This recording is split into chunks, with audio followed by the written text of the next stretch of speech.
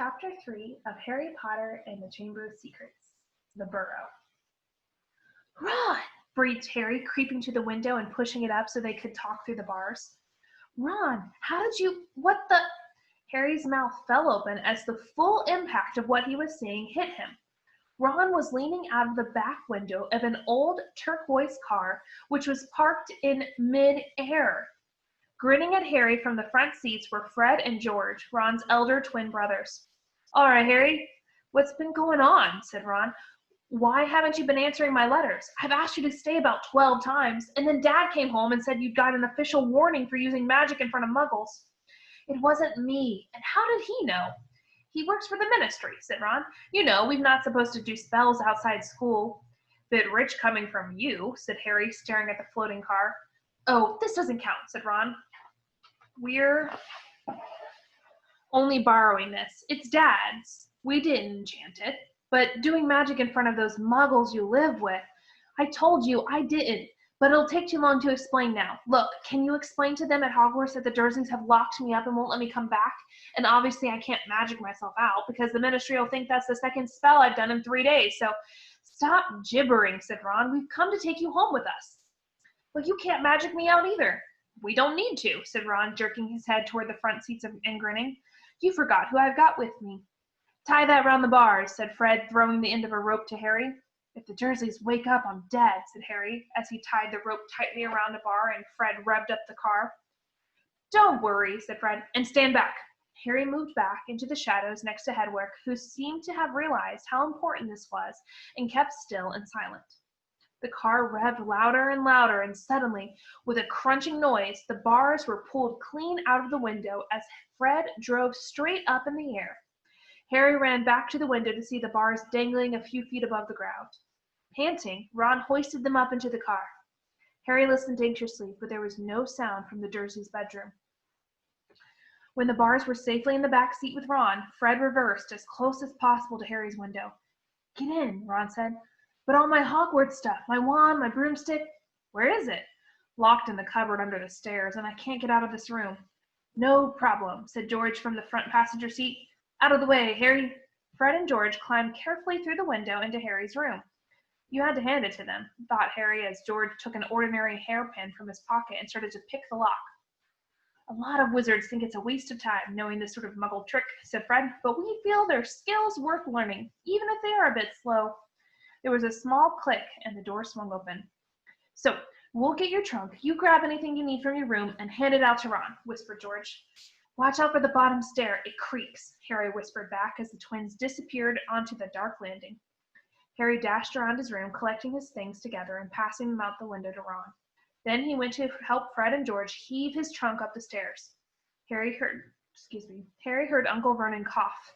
At last, panting, they reached the landing, then carried the trunk through Harry's room to the open window. Fred climbed back into the car to pull with Ron, and Harry and George pushed from the bedroom side. Inch by inch, the trunk slid through the window. Uncle Vernon coughed again. A bit more, panted Fred, who was pulling from inside the car. One good push. Harry and George threw their shoulders against the trunk, and it slid out of the window into the back seat of the car. Okay, let's go, George whispered. But as Harry climbed onto the windowsill, there came a sudden loud screech from behind him, followed immediately by the thunder of Uncle Vernon's voice. That ruddy owl! I've forgotten Hedwig! Harry tore back across the room as the landing light clicked on. He snatched up Hedwig's cage, dashed to the window, and passed it out to Ron. He was scrambling back onto the chest of drawers when Uncle Vernon hammered on the unlocked door and it crashed open. For a split second, Uncle Vernon stood framed in the doorway. Then he let out a bellow like an angry bull and dived at Harry, grabbing him by the ankle. Ron, Fred, and George seized Harry's arms and pulled as hard as they could. Petunia! Roared Uncle Vernon. He's getting away! He's getting away! The Weasleys gave a gigantic tug, and Harry's legs slid out of Uncle Vernon's grasp. As soon as Harry was in the car and he had slammed the door shut, Ron yelled, Put your foot down, Fred! And the car shot suddenly towards the moon. Harry couldn't believe it. He was free. He wound down the window, the night air whipping his hair, and looked back at the shrinking rooftops of Privet Drive. Uncle Vernon, Aunt Petunia, and Dudley were all hanging, dumbstruck, out of Harry's window. "See you next summer," Harry yelled. The Weasleys roared with laughter, and Harry settled back in his seat, grinning from ear to ear. "Let Hedwig out," he told Ron. "She can fly behind us. She hasn't had a chance to stretch her wings for ages." George handed the hairpin to Ron, and a moment later, Hedwig had soared joyfully out of the window to glide alongside them like a ghost. "So, what's the story, Harry?" said Ron impatiently. "What's been happening?" Harry told them all about Dobby, the warning he'd given Harry, and the fiasco of the violet pudding. There was a long, shocked silence when he had finished. "Very fishy," said Fred finally. "Definitely dodgy," agreed George. "So he wouldn't even tell you who's supposed to be plotting all this stuff?" "I don't think he could," said Harry. "I told you, every time he got close to letting something slip, he started banging his head against the wall." He saw Fred and George look at each other. "What, you think he was lying to me?" said Harry. "Well," said Fred, "put it this way. House elves have got powerful magic of their own, but they can't usually use it without their master's permission. I reckon old Dobby was sent to stop you coming back to Hogwarts. Someone's idea of a joke. Can you think of anyone at school with a grudge against you?" "Yes," said Harry and Ron together instantly. "Draco Malfoy," Harry explained. "He hates me." "Draco Malfoy?" said George, turning around. "Not Lucius Malfoy's son?" "Must be. It's not a very common name, is it?" said Harry. "Why?" "I've heard Dad talking about him," said George. "He was a big supporter of you-know-who." "And when you-know-who disappeared," said Fred, craning around to look at Harry, "Lucius Malfoy came back saying he'd never meant any of it. Load of dung. Dad reckons he was right in you-know-who's inner circle." Harry had heard these rumors about Malfoy's family before, and they didn't surprise him at all. Draco Malfoy made Dudley Dursley look like a kind, thoughtful, and sensitive boy. "I don't know whether the Malfoys own a house elf," said Harry. "Well, whoever owns him will be an old wizarding family, and they'll be rich," said Fred. "Yeah, Mom's always wishing we had a house elf to do the ironing," said George. "But all we've got is a lousy old ghoul in the attic and gnomes all over the garden. House elves come with big old manors and castles and places like that. You wouldn't catch one in our house." Harry was silent. Judging by the fact that Draco Malfoy usually had the best of everything, his family was rolling in wizard gold. He could just see Malfoy strutting around a large manor house. Sending the family servant to stop Harry going back to Hogwarts also sounded exactly like the sort of thing Malfoy would do. Had Harry been stupid to take Dobby seriously? "I'm glad we came to get you anyway," said Ron. "I was getting really worried when you didn't answer any of my letters. I thought it was Errol's fault at first." "Who's Errol?" "Our owl. He's ancient. It wouldn't be the first time he'd collapse on a delivery. So then I tried to borrow Hermes." "Who?" "The owl Mom and Dad bought Percy when he became a prefect," said Fred from the front. "But Percy wouldn't lend them to me," said Ron. "Said he needed them." "Percy's been acting very oddly this summer," said George, frowning. "And he has been sending a lot of letters and spending a load of time shut up in his room. I mean, there's only so many times you can polish a prefect badge. You're driving too far west, Fred," he added, pointing at a compass on the dashboard. Fred twiddled the steering wheel. "So does your dad know you've got the car?" said Harry, guessing the answer. No," said Ron. "He had to work tonight. Hopefully he will be able to get it back in the garage without Mom noticing we flew it." "What does your dad do at the Ministry of Magic anyway?" "He works in the most boring department," said Ron. "The Misuse of Muggle Artifacts Office." "The what?" "It's all to do with bewitching things that are Muggle-made, in case they end up back in a Muggle shop or house. Like last year, some old witch died and her tea set was sold to an antique shop.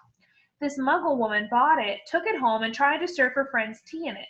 It was a nightmare. Dad was working overtime for weeks."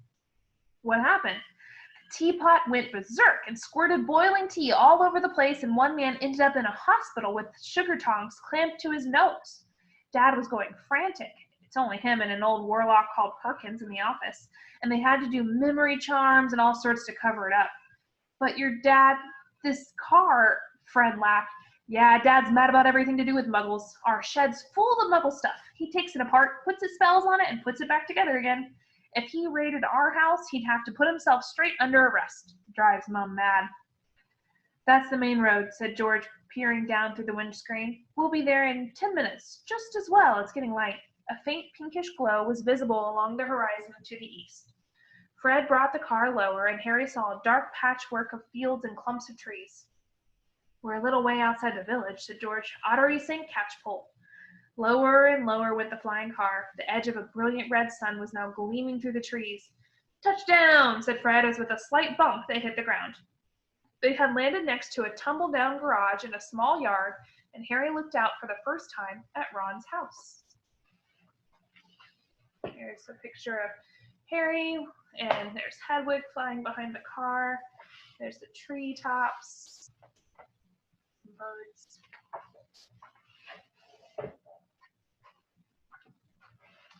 It looked as though it had once been a large stone pigsty, but extra rooms had been added here and there until it was several stories high and so crooked it looked as though it was held up by magic, which Harry reminded himself it probably was.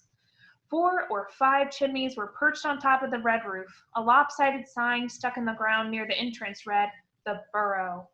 Round the front door lay a jumble of Wellington boots and a very rusty cauldron. Several fat brown chickens were pecking their way around the yard. It's not much, said Ron. It's brilliant, said Harry happily, thinking of Privet Drive. They got out of the car. Now, we'll go upstairs real quietly, said Fred, and wait for Mom to call us for breakfast.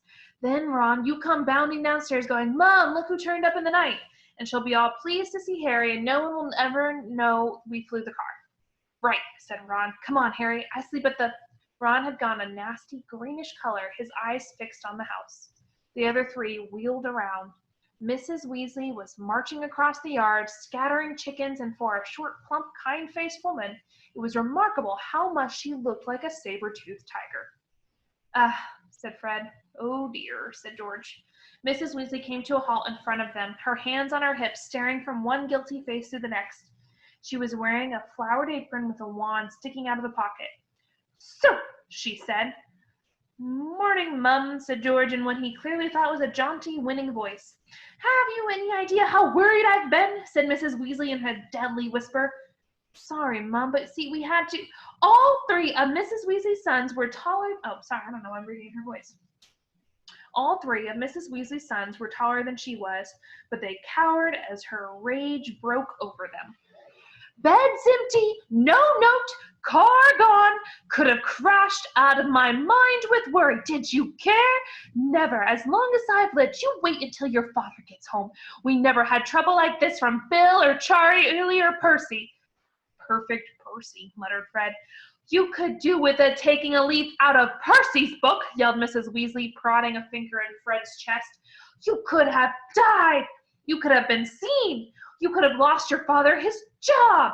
It seemed to go on for hours. Mrs. Weasley had shouted herself hoarse before she turned on Harry, who backed away. I'm very pleased to see you, Harry, dear, she said. Come in and have some breakfast. She turned and walked back into the house, and Harry, after a nervous glance at Ron, who nodded encouragingly, followed her. The kitchen was small and rather cramped. There was a scrubbed wooden table and chairs in the middle, and Harry sat down on the edge of his seat, looking around. He had never been in a wizard house before. The clock on the wall opposite him had only 1 hand and no numbers at all. Written around the edge were things like, time to make tea, time to feed the chickens, and you're late.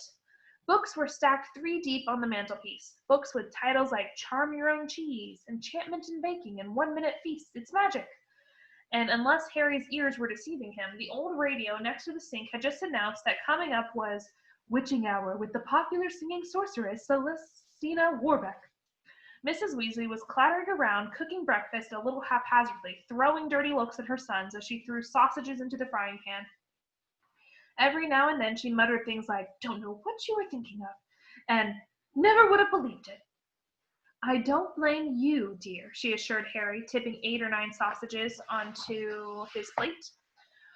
Arthur and I have been worried about you, too. Just last night, we were saying we'd come and get you ourselves if you hadn't written back to Ron by Friday.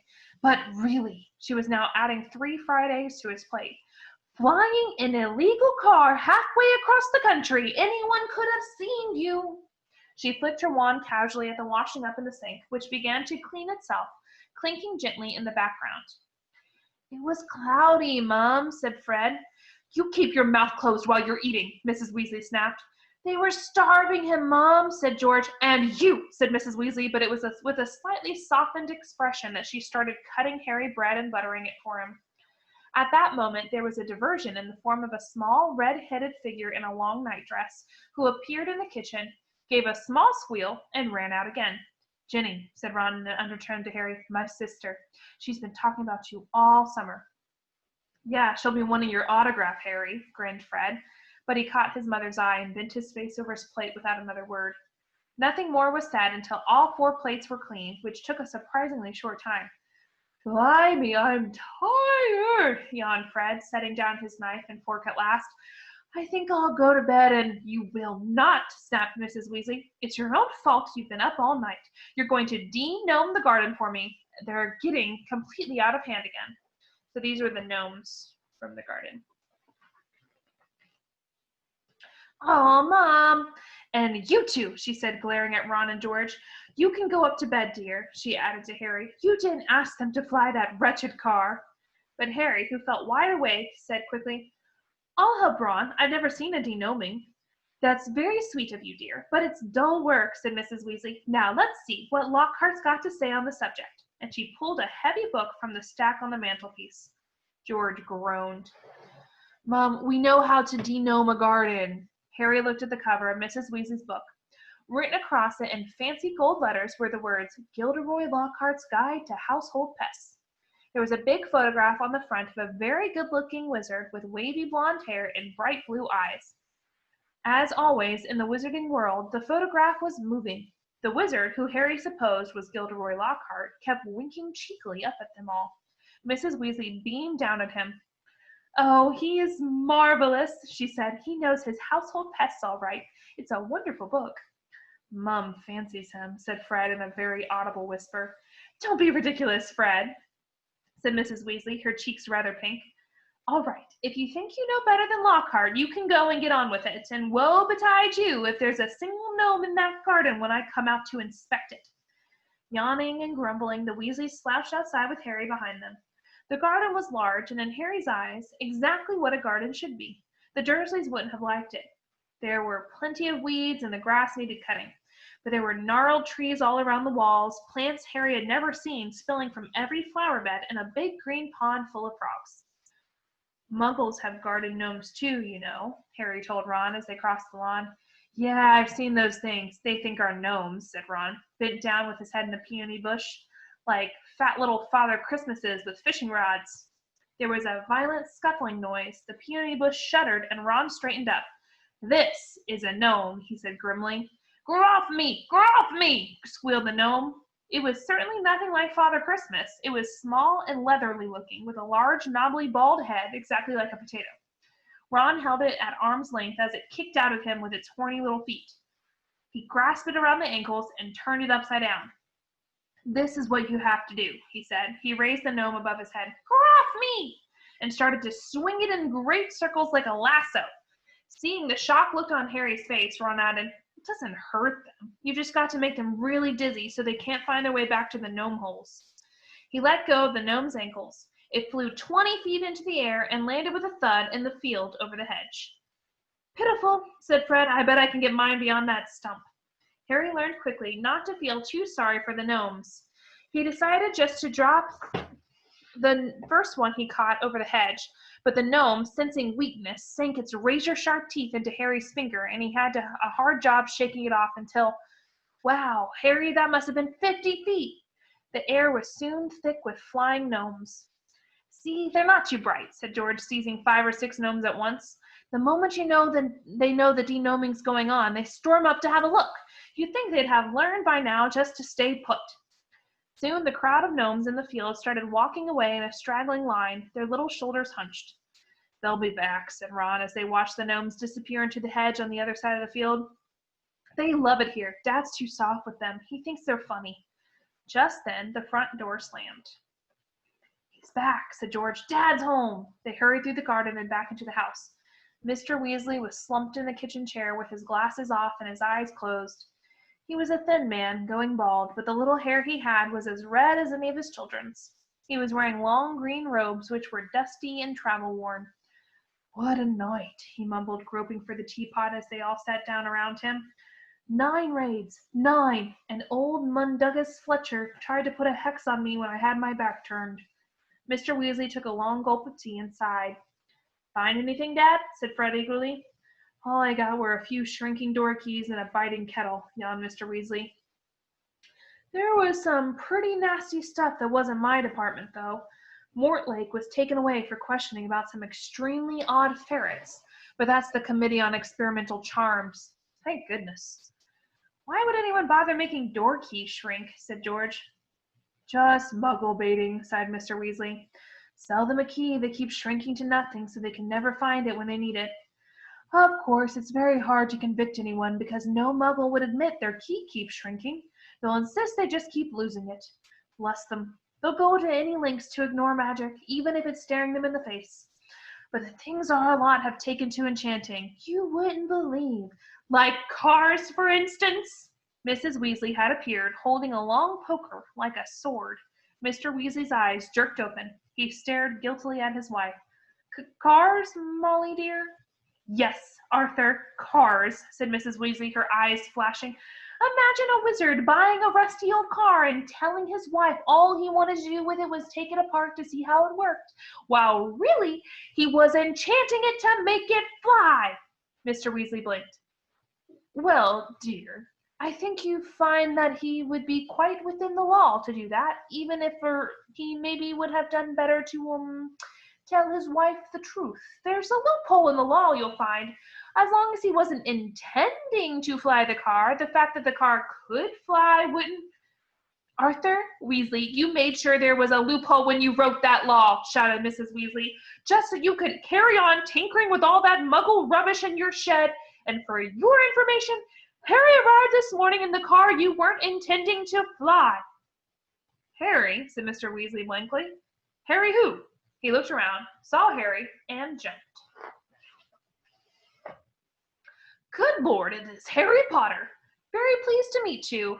Ron's told us so much about your sons flew that car to Harry's house and back last night, shouted Mrs. Weasley. What have you got to say about that, eh? Did you really? Said Mr. Weasley eagerly. Did it go all right? I mean, he faltered as sparks flew from Mrs. Weasley's eyes.